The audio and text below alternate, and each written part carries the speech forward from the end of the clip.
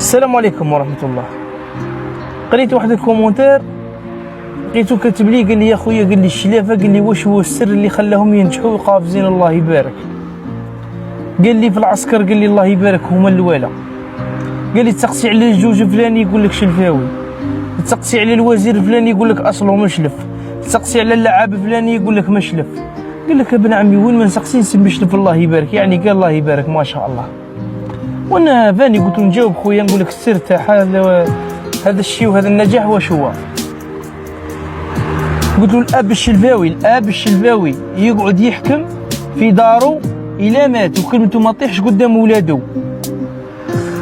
الاب الشلفاوي يقعد يحكم في دارو، يعني الحكم تاعو يقعد هو يحكم وكلمته تاكل وكلمته ما تطيحش في وسط ولادو، ما كاش اللي يقول له لا لا يا بابا واش كدير. الثانيه قلت له شلفاوي ما يديش مول دار العجزه، هذا هو سر النجاح تاعهم. ويعني في رضا الوالدين في عده فوائد اخويا، وبارك الله فيك، شكرا.